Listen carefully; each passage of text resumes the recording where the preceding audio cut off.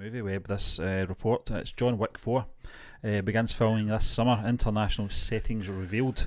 Some new details regarding the much anticipated John Wick 4, which will once again star Keanu Reeves, has surfaced. According to a new report, John Wick 4 is set to begin filming in June.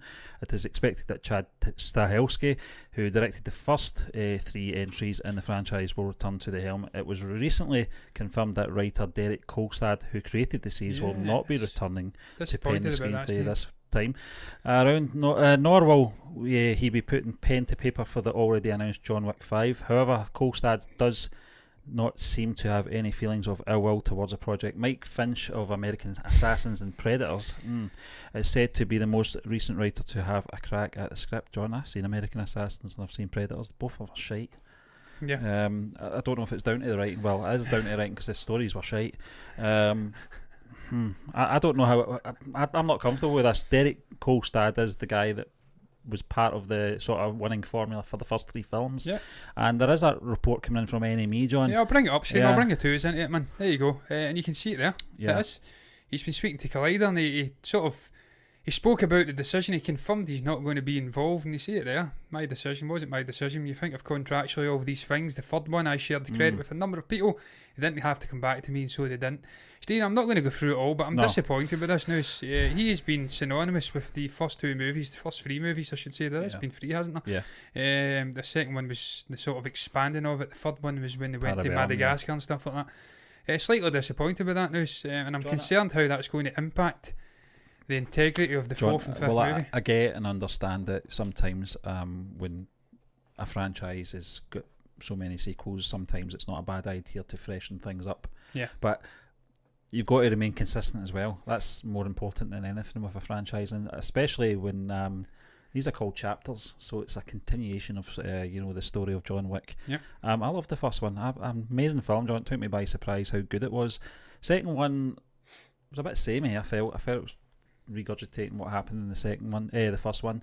Third one was fantastic. It just went back to that sort of winning formula again. But it's going to be very interesting. We're still getting the television series as well, aren't we? The Continental, yes, with your man who I always forget the name of. Yeah, absolutely terrible. Winston. I always forget his name. Yeah, terrible. It's slight speech impediment. He's English. Yeah, brilliant guy. I don't know why I forget his name. Yeah. But we are getting that. Stephen, they're expanding it out, not expanding, they're expanding it out. And it's going to be interesting to see the continuity. The best example I can give of them... Ian McShane. The great Ian McShane. Jesus Christ, he was in Hellboy. He was one of the better things in that horrendous David Harbour Hellboy movie. But the most recent example of the writer or director stepping away in concerns of continuity and where it will go after it would be Deadpool. Deadpool 1, we had, was it Tim Miller? Or TJ Miller, I can't recall. TJ Miller was involved. He stepped away. What was that? Over issues with Ryan Reynolds clashing over where they were going to take it. He didn't want it to be a bigger version. He wanted it to maintain the size and scale. Ryan Reynolds wanted to make it a little bit bigger and brasher. They separated. We went into that second Deadpool movie. I didn't think it lost anything, Steve. I thought it was pretty damn good, the Deadpool sequel. It was funny as hell. It had some excellent moments in it. So that was Tim Miller, John. Tim Miller, Tim Miller.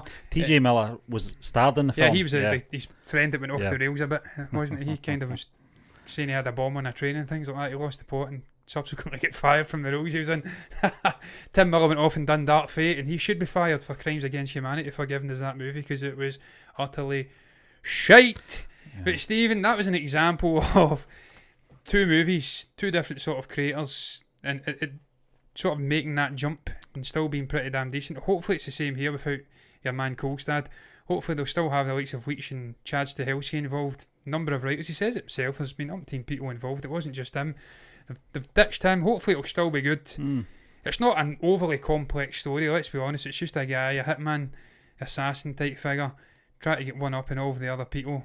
Sort of nefarious deals, and it's not the most complicated. Sometimes you have to keep it fresh then. Yeah. I think I think Keanu's got a sort of prominent role in mending the script and stuff like that, much like DiCaprio. It was great to see Keanu back doing his Bill and Ted stuff, last summer, or the end of last year, I should say. Falls of a Flowerman.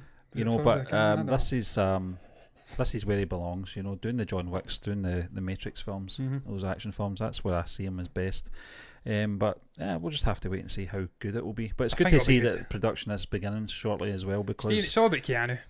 well, that's He's it. still You know, there. as long as he's in it, that's the most important thing. But we're going to move on, John, to our next topic, and it's all about DC.